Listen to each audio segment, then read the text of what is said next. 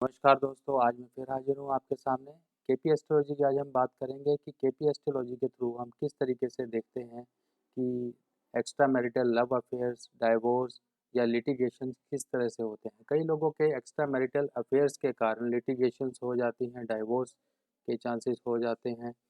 बहुत सारी प्रॉब्लम्स होती हैं एक्स्ट्रा मैरिटल अफेयर्स को लेके, क्योंकि मैरिज एक बॉन्डिंग है। अगर बॉन्डिंग में किसी भी तरह का ट्रस्ट लूज़ होता है तो वो कहीं न कहीं एक मेंटल प्रॉब्लम्स देता है, और मेंटल प्रॉब्लम्स जब सामने वाले को हर्ट करती हैं तो वो कोई ना कोई ऐसे अननेसेसरी स्टेप्स लेता है। देखिए, मैरिज एक प्रॉपरली बेस है ट्रस्ट के ऊपर।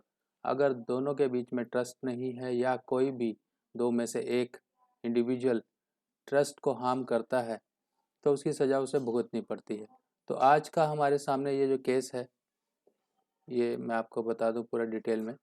इस केस में क्या है कि इस नेटिव का एक्स्ट्रा मैरिटल अफेयर रहा, और जिस वजह से इसको लिटिगेशन इसकी वाइफ ने किया। इसकी वाइफ ने इसके ऊपर केस किया कि इसने इस तरीके से एक्स्ट्रा मैरिटल अफेयर रखा, और ये पकड़ा भी गया, काफ़ी चीज़ें हुई। अब इस समय इसका प्रेजेंटली केस चल रहा है, कोर्ट केस चल रहा है, मगर इसका एक्स्ट्रा मैरिटल अफेयर भी है। तो इसका फाइनल डिसीजन है कि ये प्रेजेंट मैरिज को डाइवोर्स लेगा और ये कंटिन्यू करेगा अपने लव अफेयर के साथ। जो है इसका लव अफेयर चल रहा है, उसके साथ ही ये मैरिज करना चाहता है। तो इसके ज़रा हम कॉम्बिनेशंस को पहले स्टडी कर लेते हैं कि इसमें क्या क्या कॉम्बिनेशंस हैं जो दिखाते हैं हमको कि किस तरीके से किसी की कुंडली में ऐसे योग बनते हैं। तो यहाँ पे देखिए सबसे पहले हम सेवन्थ हाउस को देखेंगे। सेवन्थ हाउस का लॉर्ड जो है यहाँ पर बृहस्पति है, और बृहस्पति ही देखिए राहु के साथ कंजंक्ट है, और राहु के साथ जब ये कंजंक्ट हो गया तो सेवन्थ हाउस इसका एफ्लिक्टेड हो गया, यानी कि मैरिज के जो सुख मिलने चाहिए वो इसके जीवन में नहीं है।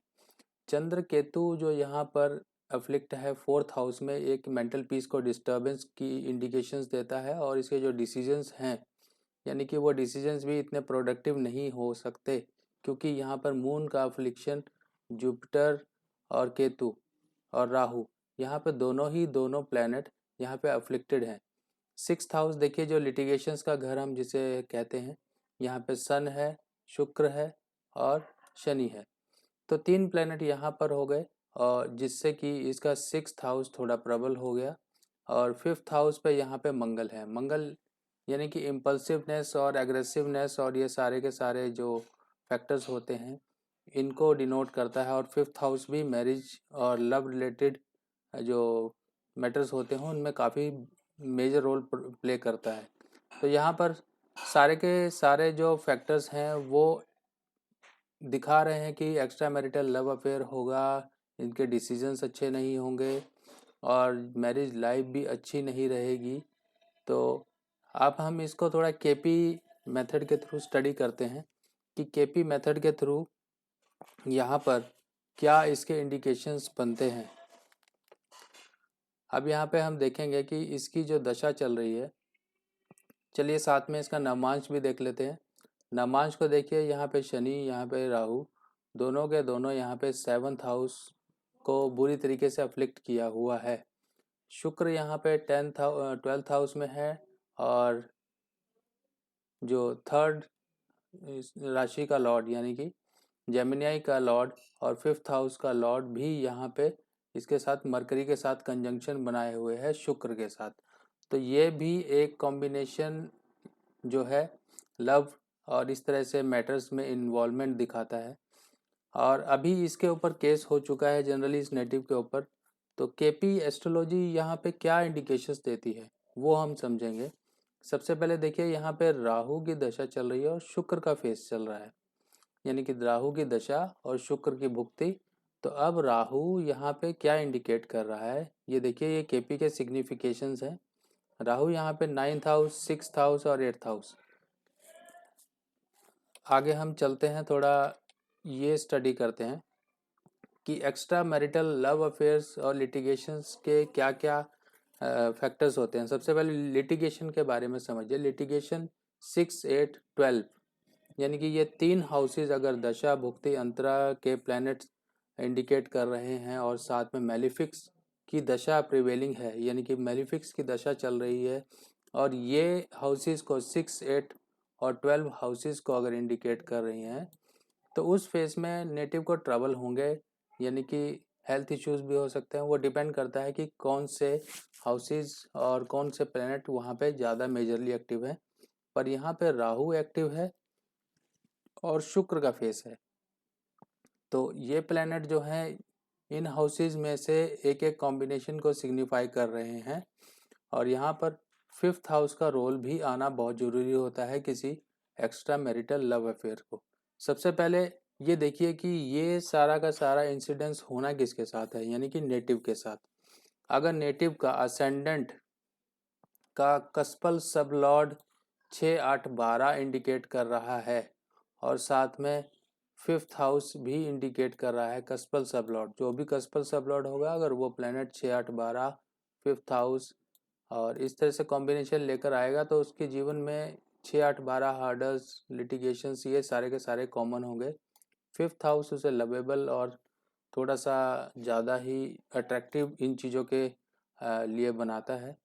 अब जो हाउस सिग्निफिकेशंस, अगर मान लो कोई प्रॉब्लम है मैरिड लाइफ में होनी है तो उसके लिए 6, 8, 12 हाउसेस का सिग्निफाई होना ज़रूरी है। एक्स्ट्रा मैरिटल लव अफेयर के लिए 5th हाउस, 7th हाउस का सिग्निफाई होना बहुत ज़रूरी है। अब कारका प्लैनेट्स कौन कौन से होंगे जो इस तरह से लिटिगेशंस को लेकर आएंगे। सबसे पहले हमने देखा कि अभी दशा राहु की है, तो राहु भी मेलिफिक है। शनि, राहु, केतु, ये जो प्लैनेट्स हैं कहीं ना कहीं ट्रबल लेकर आते हैं लाइफ में। तो अभी जातक की जो दशा भी राहु की है, वीनस भी यहाँ पर सिग्निफाई है साथ के साथ ज्वाइन किए हुए राहु को दशा में। ये देखिए यहाँ पे राहु और वीनस की दशा चल रही है।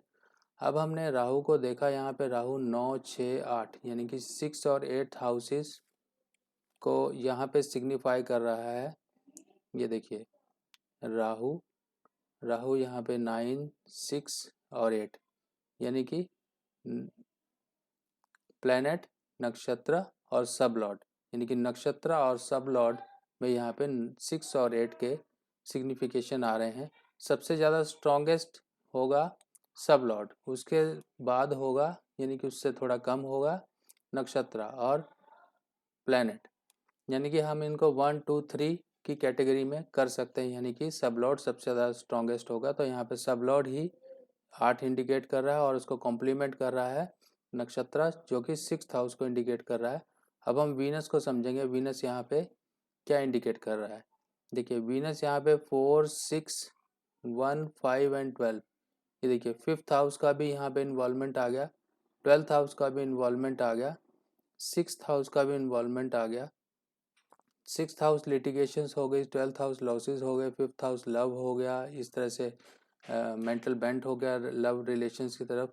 तो यहाँ पे कोई भी अभी फ़िलहाल ये दशा किसी भी तरह की जो है सक्सेस इंडिकेट नहीं कर रही है।